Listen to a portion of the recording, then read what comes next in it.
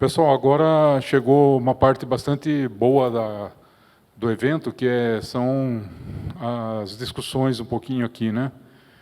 Então, eu gostaria de chamar aqui para fazer a mediação dessa discussão a nossa colega, engenheira agrônoma, a Brenda Proença, Brenda de Cássia Proença. A Brenda fica sediada na nossa unidade de negócios de Itapetininga, tem larga experiência aí na área de cereais e também dá um apoio na região de Itapeva.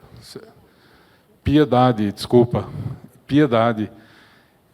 Então, Brenda, por favor, eu vou chamar os palestrantes aqui, os especialistas, tá?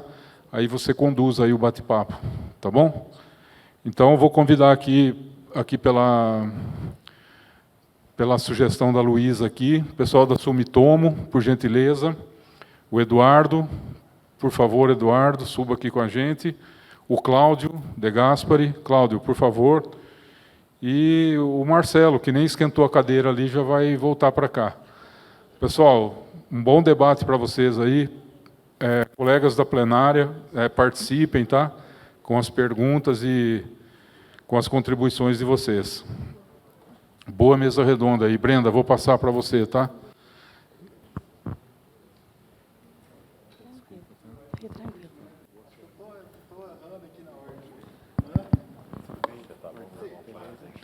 Ô, pessoal, o nosso combinado, hein? Pergunta difícil para os dois, eu sou da área comercial.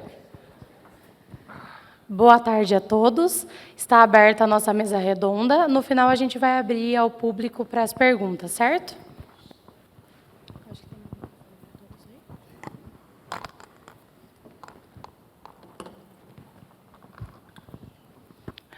Boa tarde novamente, meninos. Queria agradecer mais uma vez, em nome da cooperativa, a presença de vocês. Vamos lá? Primeiro, o Eduardo. Eduardo, como a saúde do solo pode afetar a produtividade das culturas? Bom, pessoal, boa tarde de novo, né? Bom voltar para conversar com vocês sobre esse tema. Então, como a gente já conversou, e acho que pela manhã também foi tratado bastante disso, os pilares, né, lá do solo que a gente conversa, a química do solo, a física, e, por último, a saúde do solo, que é basicamente a microbiologia desse solo, como que essa saúde do solo, os micro-organismos, eles vão potencializar a produtividade das culturas. Então, as bactérias, falando de fixação de nitrogênio, que é um dos temas que é mais conhecido quando a gente fala de micro-organismos, né? Mas aí nós temos também alguns efeitos de bactérias, por exemplo, como o efeito fitotônico, né? As bactérias, elas têm a capacidade de sintetizar e liberar alguns hormônios que serão utilizados pela planta, como auxino, ácido indolacético, tá? E também citocinina. Então, com a síntese e liberação desses hormônios, a planta vai aumentar o seu crescimento, né? Esses hormônios são ligados ao desenvolvimento vegetal. Então, as bactérias têm esse efeito fitotônico que vai dar um maior desenvolvimento vegetativo para a planta. Essa conversão do vegetativo, da energia fotossintética, né, em carbono, e a planta vai se desenvolver e produzir mais. Além disso, os fungos, como nós conversamos, os fungos micorrízicos arbusculares, principalmente quando a gente fala de uma planta com maior eficiência do sistema radicular, maior eficiência da absorção de água e nutriente em todo o seu perfil do solo. Então, a junção dessas ferramentas, a gente tem uma maior produtividade. Quando a gente fala de bioinsumos, que o Marcelo comentou isso sobre o que hoje se fala muito de água de batata, né? Se falava. E por que chegou a isso, né? Na verdade, o que se tinha antigamente, formulação, todo esse processo, que a gente tem que tomar cuidado com os micro-organismos, com bioinsumos, é isso também. Então, não vamos banalizar esse conteúdo, tá? Nós somos técnicos, a gente tem que passar essa informação que uma agricultura sustentável e regenerativa, a gente tem que ter uma paciência maior para que a gente obtenha os melhores resultados e que, sim, os micro-organismos eles são potencializadores de produtividade, mas não prometer algo instantâneo, né, como era feito lá quando a gente falava de aminoácidos, de floreares, lá no passado. Então, é um desafio para a gente, para nós do corpo técnico, para a gente desenvolver essas tecnologias também. Então, é assim, com esses efeitos fitotônicos e de água, absorção de agronutriente, que a gente tem um solo saudável, um solo vivo, que vai levar a melhor produtividade aí das nossas culturas. Obrigada, Eduardo. Marcelo, diante de uma diversidade de empresas e ofertas, quais critérios são fundamentais na diferenciação de tecnologias como os aminoácidos? O que é preciso se atentar no momento de decisão? Bom, vou responder por aqui. Esse aqui não está funcionando. Bom, eu acho que Opa, aqui.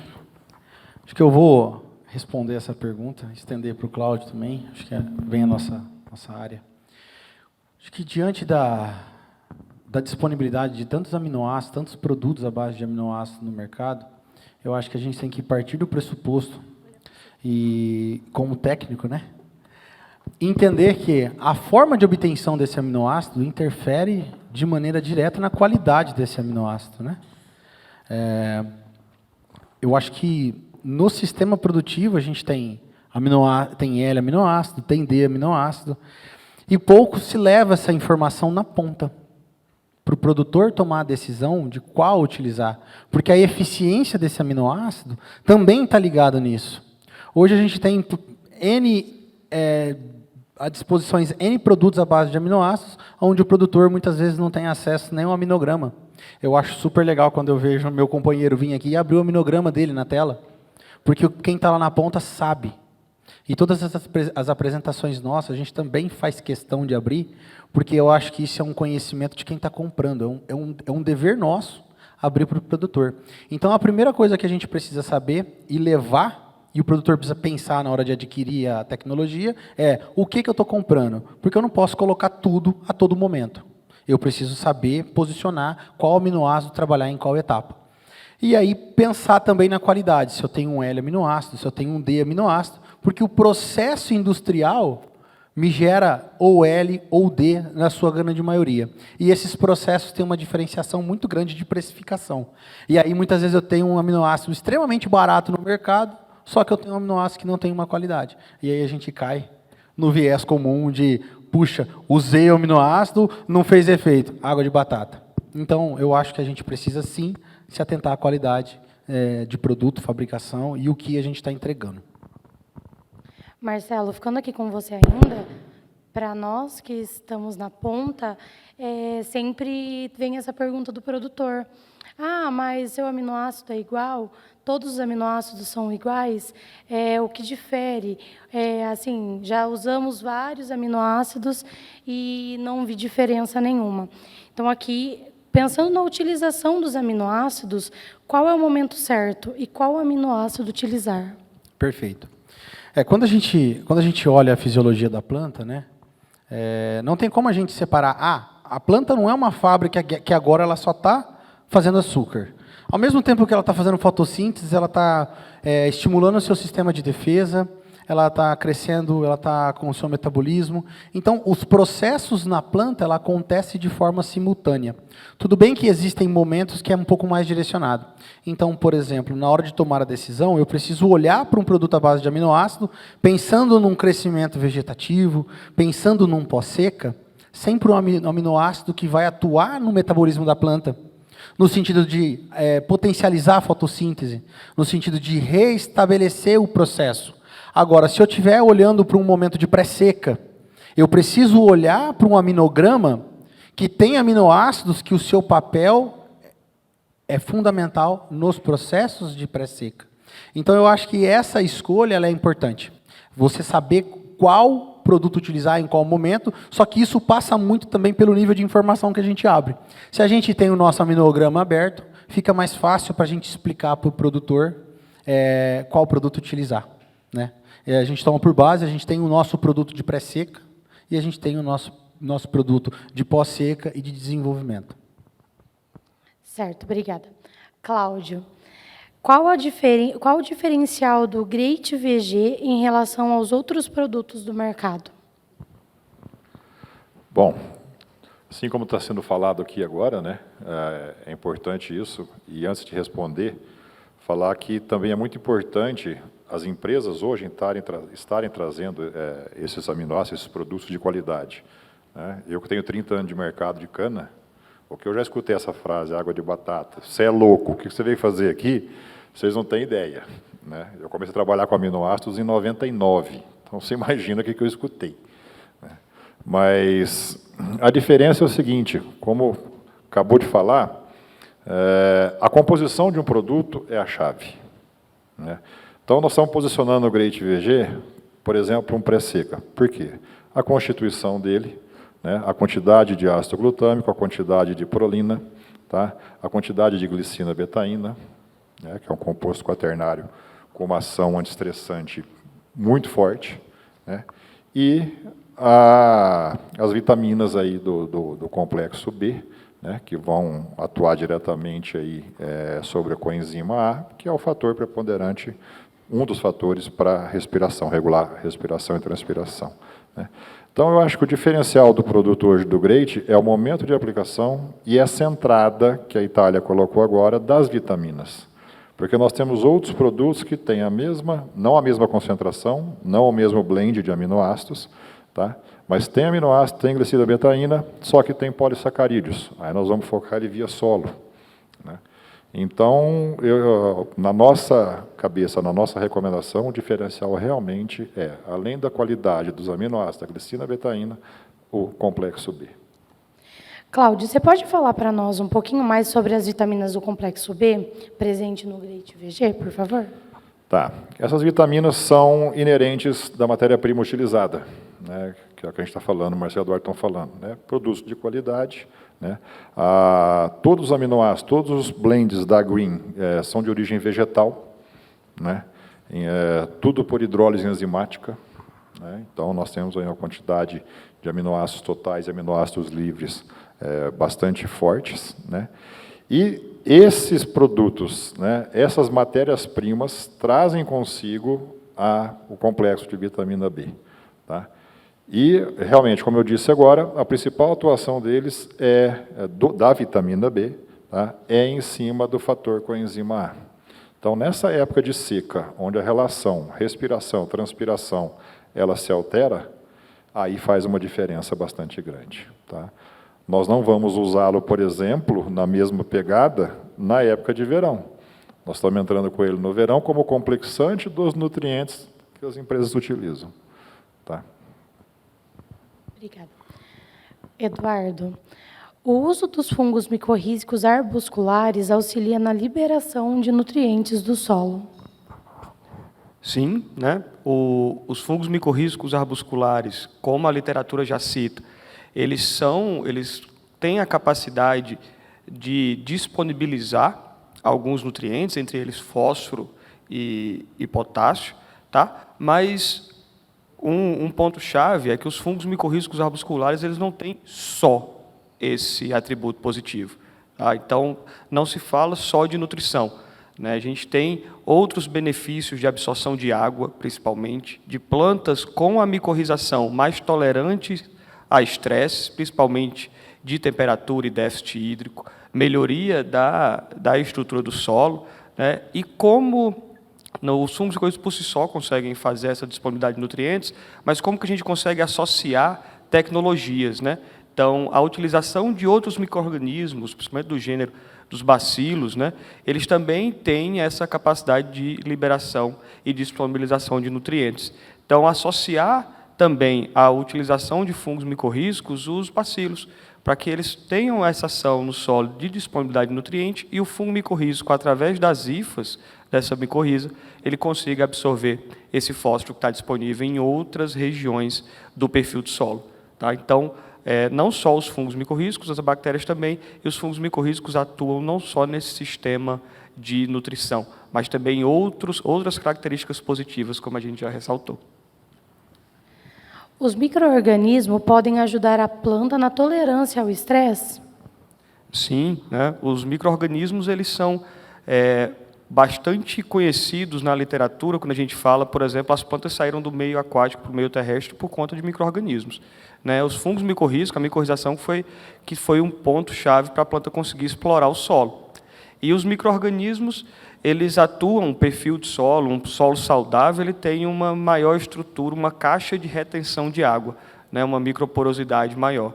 Se com uma estrutura do solo melhor para conseguir reter essa água e uma estrutura fúngica que vai atrás dessa água e de nutriente em diversas regiões, a planta fica mais tolerante ao estresse hídrico e também ao estresse térmico, né, pelo processo de transpiração. Então, a melhoria da estrutura do solo e uma melhoria da absorção.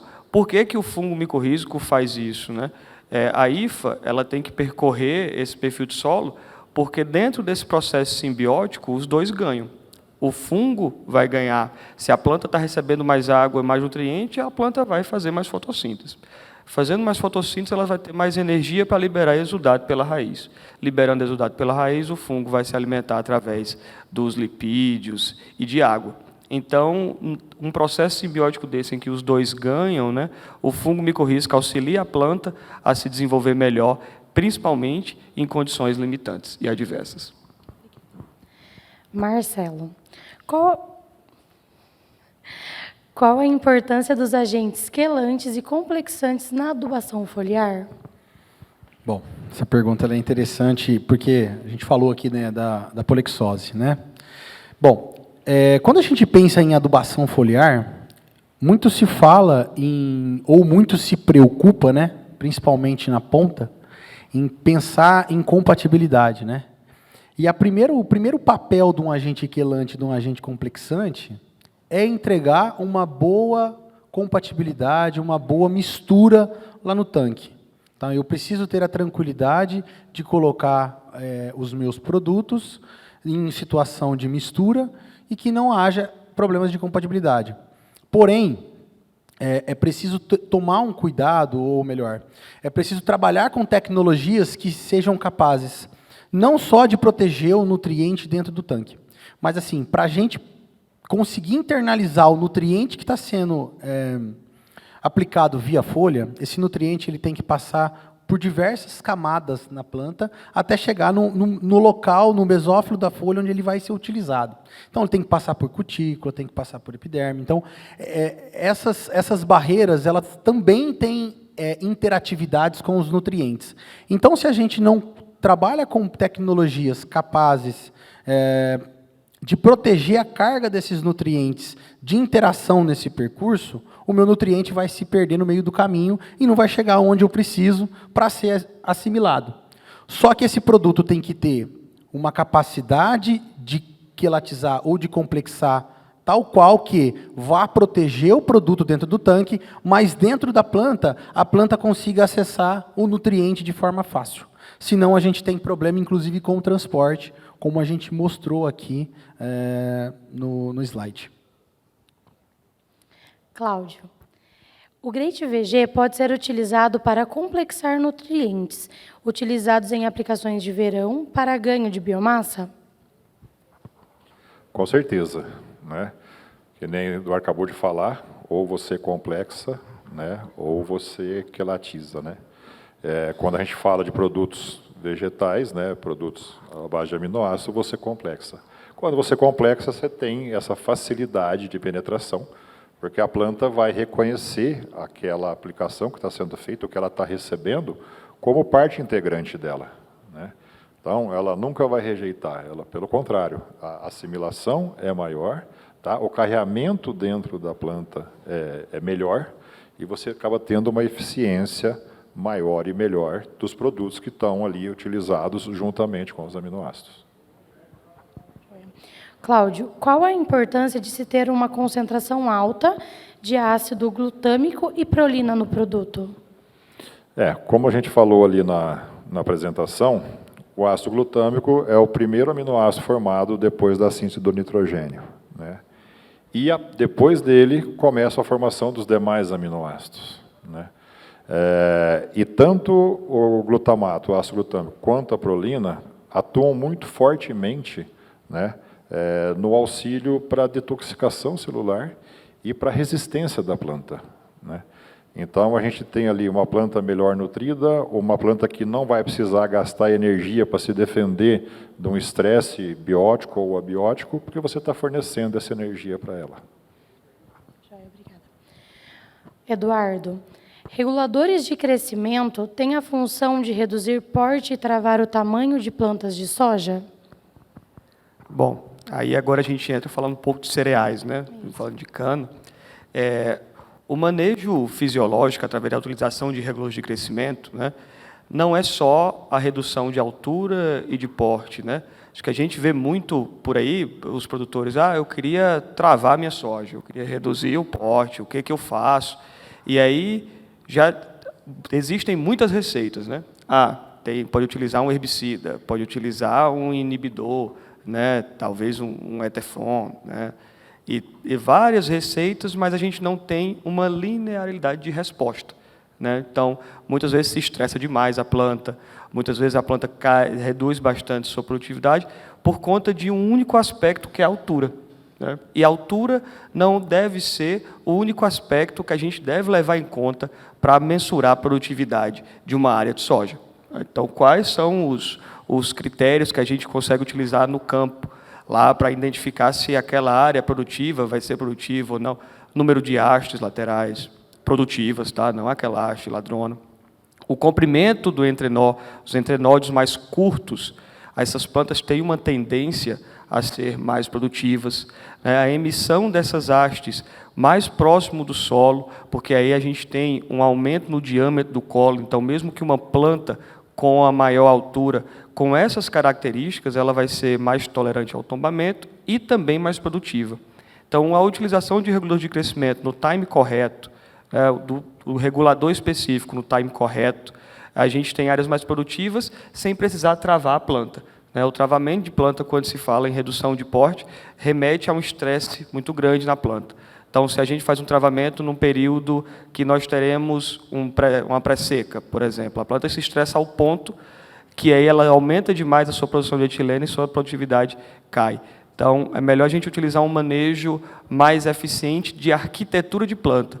Como manejar a arquitetura dessa planta para que ela seja mais produtiva e também mais tolerante, né, menos susceptível ao acamamento. Então, aí a gente tem uma solução dessa sustentável de arquitetura de planta, que é a utilização de uma citocinina lá no vegetativo, quebra essa dominância apical, é uma citocinina que só vai desbalancear a planta, não vai gerar um estresse. Então, por exemplo, se depois dessa aplicação a gente tiver um período de seca que não estava planejado, a planta não vai sofrer um estresse tão grande, principalmente porque a citocinina é um regulador que aumenta, né, e reduz drasticamente a degradação de clorofila, né?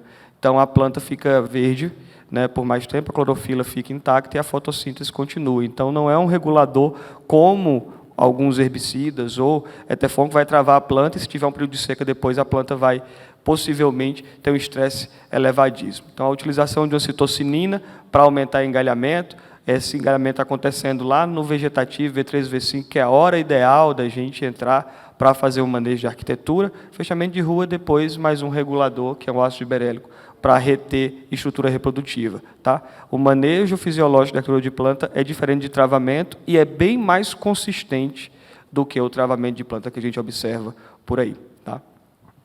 Obrigada, Eduardo. Para nós, soja ainda é novo, né?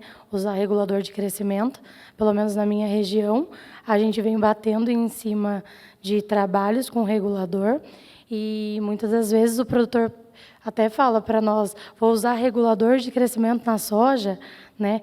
Porque até então os produtores queriam sojas grandes, né? Sojas com arquiteturas maiores.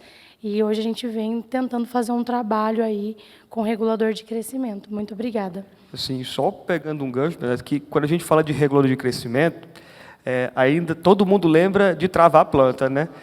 Regulador de crescimento, ele pode aumentar o crescimento ou reduzir o crescimento. Depende do time de aplicação da dose do regulador utilizado, né? É que talvez pelo nome regulador de crescimento a gente sempre lembre ou isso remeta a travamento de planta, a redução de porte. Marcelo, vamos lá. Como as tecnologias de proteção de nutrientes são capazes de interferir na construção de plantas mais eficientes? Brenda, até falando já, a gente acabou falando um pouquinho disso, né, mostrando o trabalho realizado no Sena pelo professor Hudson, né? essas moléculas capazes de quilatizar e complexar, e aí a gente chama atenção para a nossa exclusiva, né, a polixose, ela tem uma capacidade de potencializar, porque ela protege o nutriente dessas interações, né? Então, assim como o nosso amigo trouxe, o Cláudio ele trouxe muito bem essa parte da planta, entender que aquilo é algo natural, então você não causa um estresse para a planta absorver. Então, aquilo traz para a planta uma conformidade. Então, você conseguir trabalhar com tecnologias de agentes complexantes e agentes quelantes que conversam com a planta dessa forma, isso é natural meu, isso é algo que eu entendo, eu consigo internalizar de uma maneira muito mais fácil. E aí a gente tem um impacto direto, como, por exemplo, aquela curva que demorou 21 dias para que absorvesse 50% do que foi disponibilizado. Pensando em cana, 21 dias é quase um mês, né? Mais uma vez, não sendo repetitivo, mas se nos próximos meses a gente vai crescer mais de 70% da biomassa, você deixar de ter aquele estímulo por 21 dias, você vai estar perdendo. E quando a gente traz essa realidade, só para aproveitar o gancho da soja, né? Quando você traz essa realidade para a soja, não é diferente. Porque a gente sai de uma realidade de soja, onde a gente tinha sojas de 145 para 110 dias, e essa planta está entregando muito mais produtividade. Então, eu preciso disponibilizar produtos com eficiência e com tecnologia para que eu aplique e esse produto seja assimilado da forma mais rápida possível e com a maior eficiência. Por isso, a importância da gente utilizar agentes quelantes, agentes complexantes, e especificamente a polixose. E qual a importância ou porquê devemos fazer uma complementação nutricional via folha, Marcelo? Tá. Essa parte da complementação via foliar ela é importante, por quê?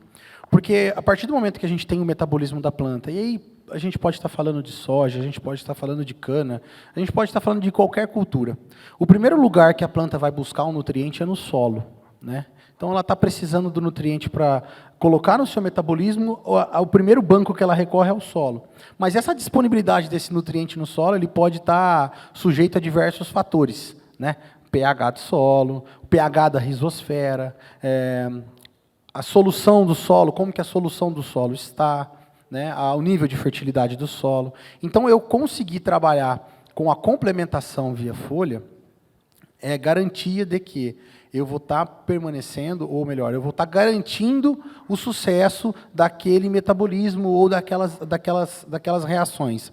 Então, o investimento hoje, se a gente for parar para pensar em termos de complementação via folha, ele é tão pequeno diante do custo total, e ele é tão importante no sentido de o que traz de produtividade no final, que eu acho que a complementação ela deveria ser obrigatória, né? E aí eu volto a repetir, a gente precisa parar de olhar para a adubação foliar como sendo a perfumaria. A adubação foliar não é perfumaria, pessoal. Quando a gente olha esses concursos de produtividade, a gente vê que há um investimento, há uma resposta da planta. O que a gente precisa fazer é saber escolher as nossas tecnologias, saber o que colocar, saber o que aplicar e saber o momento certo de utilizar. E é para isso que hoje a gente está aqui, como técnicos, né, para tirar a dúvida e posicionar o produto da melhor forma possível. Cláudio, a última pergunta para a gente fechar a nossa mesa redonda. O Great VG pode ser utilizado juntamente com produtos biológicos? Boa pergunta. Não só pode, como deve. Tá? Quando a gente fala de produtos que têm uma matriz orgânica de qualidade, todo e qualquer micro-organismo dentro dela, além de ter uma sobrevida maior, em alguns micro-organismos ocorre também uma multiplicação facilitada. Tá? Nós temos uma parceria muito forte com várias empresas de biológicos fazendo essa casadinha. Tá? Então, lembrando, quando você tem um produto orgânico, com a matriz orgânica de alta qualidade, pode e deve colocar o biológico junto. Meninos, mais uma vez, muito obrigado. Está aberto ao público. Quem tiver alguma pergunta.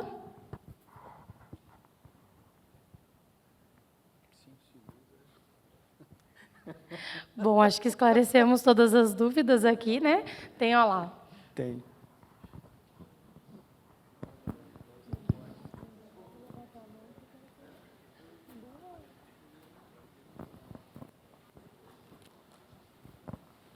boa tarde. Eu agradeço pelas explanações sobre os produtos, muito interessante. Meu nome é Márcia Leite, eu sou consultora na área de biológicos e estou procurando entender um pouquinho mais do que cada empresa está procurando ofertar, né? E a gente, em conversas com os produtores, né, que é onde a gente quer chegar, duas dúvidas. A primeira é que se as empresas, se vocês, dos produtos que foram apresentados, têm um posicionamento já firme para a questão, por exemplo, se está na renovação do canavial, é aquela cana-planta, ou se é rebrota, como é que posiciona, e como é que vocês estão trabalhando isso junto com os produtores, né? Porque, muitas vezes, você tem um produto que, a depender da via, né, de atuação, ele pode atuar melhor em um momento ou outro da planta, mas se vocês já estão com esse olhar de posicionamento coerente para isso. E a segunda pergunta é com relação se vocês têm algum resultado ou procuraram já verificar, porque a gente vê muito falando dos aspectos fisiológicos, né, como um todo, mas também dos índices de componentes industriais importantes para a cana, né, seja pureza, Brix, enfim, tudo que vai para a qualidade industrial. Se vocês já procuraram, isso é realmente uma dúvida mesmo, se vocês já procuraram verificar o potencial de melhoria dos produtos com relação a esses componentes industriais, né, tão importantes ali na cadeia final. Obrigada. Eu vou começar atrás para frente. Eu vou responder a segunda pergunta sua, depois eu vou deixar para os meninos aqui responder a primeira. Tá? Os nossos produtos, quando a gente traz para o Brasil, obviamente que já existe um estudo europeu, mas nós temos que fazer a tropicalização deles aqui. Normalmente, a gente usa o professor Paulo Figueiredo, né, da Unesp de Dracena. Tá? Apesar também do VIT, o Otto nos acompanhar, o pessoal do IAC.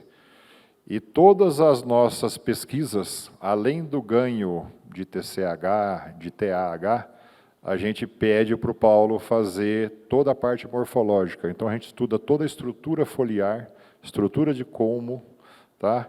Espessura de mesofilo, nervura central. Com esses resultados, a gente confronta com a qualidade da matéria-prima que entra na usina. Estou falando isso em termos de cana-de-açúcar. Tá? E essa qualidade de matéria-prima, essa análise tecnológica, nos dá, no final, a quantidade de tonelada de açúcar por hectare, que é isso que a gente busca. Então, nós temos esses dados, sim, depois a gente pode conversar. Tá bom? Só complementando, né? Quando a gente vem para a área de nutrição, né, pensando tanto na parte de nutriente quanto de aminoácidos, né, a nossa grande preocupação em fazer um posicionamento, principalmente no setor de cana, né, não é só levar uma comunicação de toneladas de cana por hectare. Então, a gente tem todo um estudo de ATR, de toneladas de cana por hectare, porque aí, a partir da ação do nosso produto em processos como a fotossíntese, no momento onde a planta onde o ambiente está sinalizando, por exemplo, a maturação para a cana, se eu entro com uma tecnologia que é capaz de potencializar a produção, a fotossíntese, e a cana está num momento de armazenamento, eu vou ter a expectativa, sim, de ter um ganho em ATR, eu vou ter isso expresso em toneladas de açúcar por hectare depois no momento da colheita. E pensando na questão dos posicionamentos, né, toda vez quando a gente sai com uma linha de produto, a gente faz aquela análise, né, qual que é a necessidade da cana no momento de plantio. Então, eu preciso de ter brotação das gemas, eu preciso de ter um perfilhamento, eu preciso de ter um enraizamento. Então, eu preciso focar os meus nutrientes, focar os meus aminoácidos nesses processos. E aí a gente traz o produto para ser testado em universidade, para poder ter um posicionamento, sim, cada um na sua etapa. Tá? Não sei se eu acho que era essa a pergunta, mas...